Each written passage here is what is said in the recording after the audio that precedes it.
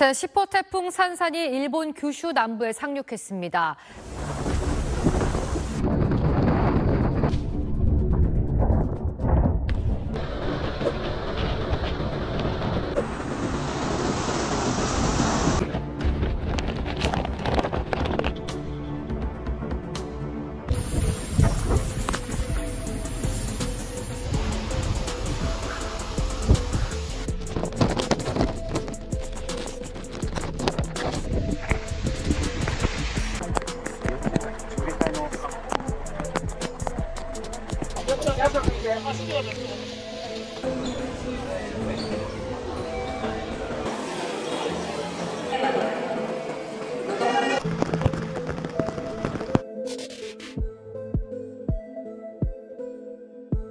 태풍 산산에 의한 사망자는 7명으로 늘었고 부상자는 120명이 넘으며 1000가구 이상이 피해를 봤습니다. 일본 기상당국은 태풍이 될 수 있는 또 다른 폭풍이 필리핀 인근에서 발달하고 있다고 밝혔습니다.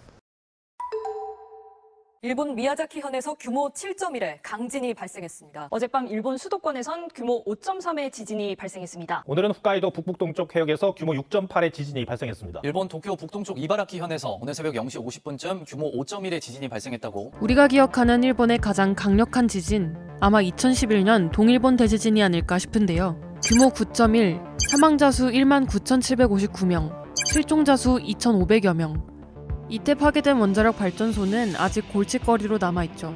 규슈 미야자키현 앞바다는 난카이 해곡에 해당하는데요. 난카이 해곡은 필리핀해판과 유라시아판이 만나는 곳으로 규슈 동부부터 시코쿠 남부, 도쿄 서쪽 시즈오카현까지 쭉 이어집니다. 난카이 해곡을 일반적으로는 이렇게 나눠 놓습니다. 보통 다 움직일 경우도 있지만 이렇게 나눠서 일부분이 움직이는 경우가 많거든요. 제일 왼쪽 끝에 보면 서쪽이죠. 이번 8월 8일에 발생했던 규모 7.1의 지진이었거든요. 난카이 트러프 같은 경우에는 해양판하고 쭉 연결되어 있으니까 한 번에 움직이기 때문에 큰 지진이 발생할 수 있는데 한 번에 5개나 6개 같이 움직이면 굉장히 큰 규모가 발생할 수 있는 거죠. 영역은 계속적으로 지금 필리핀 판이 유라시아 판 밑으로 조금씩 들어가고 있거든요. 섭입을 하고 있는데 그 속도가 1년에 4 내지 5cm 정도가 들어갑니다. 계속적으로 밀고 있으니까 그 응력이 쌓여요. 그런 에너지가 축적이 됐다가 어느 시기 한 번씩 해소가 되는 거예요. 100년이나 150년의 주기로 해소가 되고 있는데 해소되지 않은 구간이 더 많이 쌓였겠죠. 지진이 일어나면 난카이 트러프 같은 지역은 더 큰 8에서 9가 올 수 있거든요.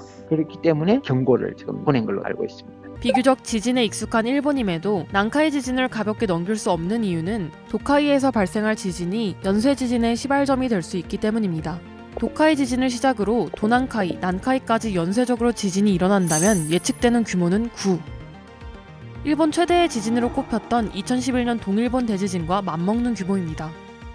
일본 지진조사위원회는 난카이 대지진이 일어난다면 동일본과 서일본 전역에 피해를 미칠 것으로 관측했는데요.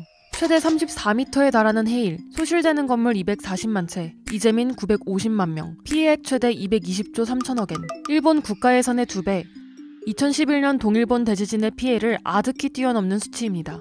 난카이 대지진은 해안가와 더 가까운 지역에서 지진이 발생할 것이라 예측돼 동일본 대지진과 비슷한 규모여도 더 큰 피해를 예상한 거죠. 그런데 이 난카이 대지진, 우리는 괜찮은 걸까요? 우리나라에 있게 될 피해는 동일본 지진 때를 생각을 해보시면은 지각이 변형을 했습니다. 우리나라가 5m가량의 판이 움직였어요. 그게 응력이 축적돼가지고 경주 지진 규모 6에 육박하는 지진이 났어요. 근데 만약에 그런 지진이 더 가까운 데죠. 가까우니까 더 큰 지각의 변형이 일어납니다. 지난번에는 규모 5.8이 경주 지진이 최대였는데 그보다 더 큰 지진의 응력이 발생한다는 겁니까? 경주 지진보다 더 큰 지진이 일어날 가능성이 있다고 말씀드릴 수가 있겠습니다. 그러면 예를 들어 난카이 대지진이 생각했던 것보다 그 이상으로 치닫았을 때 한국 지역 중에서 가장 큰 피해를 볼 법한 지역은 어디일까요? 아무래도 가까운 남부지방이 되겠죠. 거기에 단층이 양산단층 지역에 단층이 밀집돼 있습니다. 경주 지진은 그 지역에서 일부 굉장히 작은 단층이에요. 작은 단층인데도 불구하고 규모 5.8이 났어요. 응력이 집중이 돼가지고 규모 6 이상이 나올 가능성이 충분히 있습니다.